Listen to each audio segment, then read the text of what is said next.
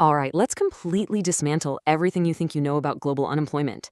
Seriously, when we hear the phrase youth unemployment crisis, what's the first thing that comes to mind? We immediately think of billions of dollars, right? We think of massive, slow-moving structural economic shifts. We picture decades of incredibly complex education reform.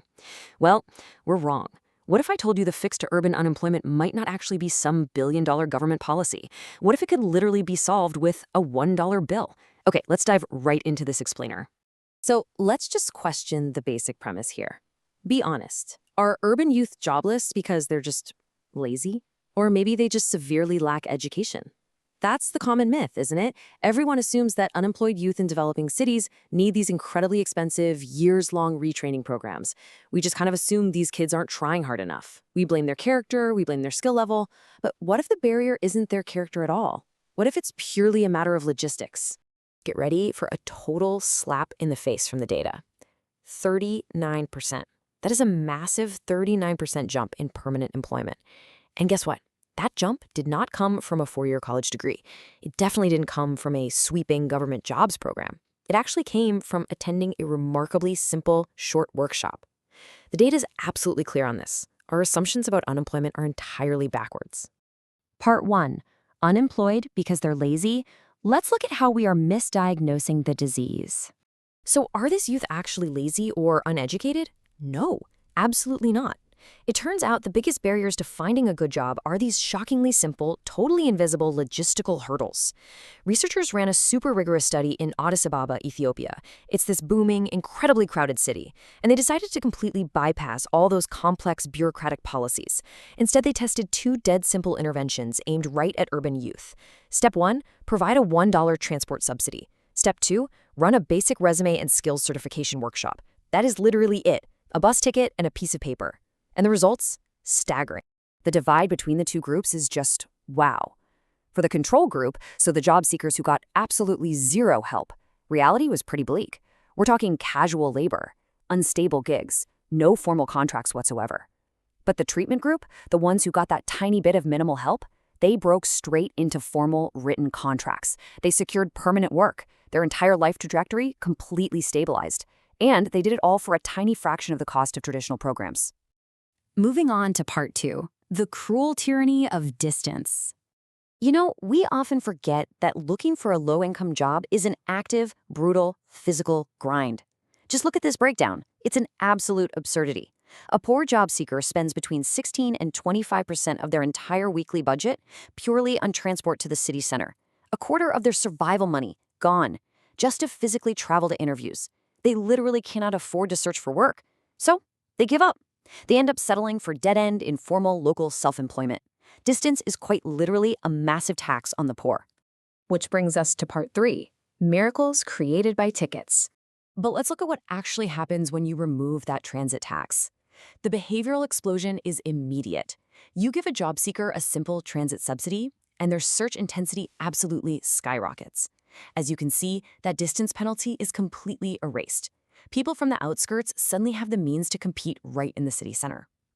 This simple $1 subsidy increased formal job rates by a massive 25%. A $1 bus fare was literally the only thing standing between them and a formal career. I mean, just think about how crazy that is. Part 4, the curse of hidden talent. But distance isn't the only barrier.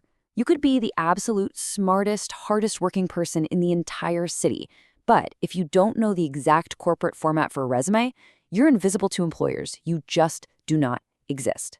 The math here is actually brilliant. Look at the control group. They needed 10.6 applications just to get one single job offer. But the treatment group, the folks who were simply taught basic resume formatting, they needed only 5.2 applications, literally half the effort for double the result. And remember, they weren't magically given new skills. They were simply taught how to signal the worth they already possessed. Part 5, the decisive strike of certificates. Okay, here is where the totally anti-common sense finding drops. Researchers wanted to standardize how talent is signaled, so they tested job seekers on basic cognitive and linguistic skills, and then handed them an official certificate, a verified piece of paper, basically screaming to employers, hey, I am capable. So who actually benefited from this? Well, university graduates saw zero impact, absolutely nothing. But high school graduates, their success rates tripled. Yes, tripled. See, the highly educated already had these fancy degrees to signal their worth. The high school grads had literally no way to prove their intelligence. That is, until this super simple certificate completely leveled the playing field. And when we look at the demographic breakdown, it's even more profound. Who benefited the absolute most? Women and the least educated. Exactly the groups who are traditionally marginalized in developing cities. It turns out, when you remove these invisible frictions and when you standardize how talent is signaled, the most vulnerable people win the biggest. The whole system just becomes so much fairer. Part 6. Not a perfect antidote. Let's talk about macroeconomic reality. Now, we do need a harsh reality check here. These interventions are incredibly powerful, for sure, but they are not magic. Did we magically create brand new jobs in the overall economy? No. Overall employment rates actually did not increase. We basically just reshuffled who gets the good jobs. And worse, look at this. When researchers gave this subsidy to 90% of a neighborhood, the untreated neighbors were actively harmed. Their permanent work rates dropped by 5.6%. So we didn't expand the pie. We just gave some people sharper forks. But honestly, despite that somewhat bleak macroeconomic reality, the microeconomic truth here is a total tragedy of lost potential. They weren't unqualified. They were just invisible.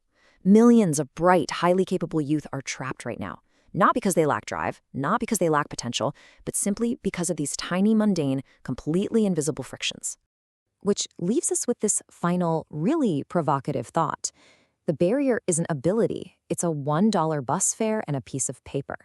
Seriously, if we have been this profoundly wrong about the urban unemployment crisis, what other massive, supposedly unsolvable global problems are we just completely misunderstanding right now? It's wild to think about. Keep questioning the consensus, guys. Thanks for joining me on this explainer, and keep learning.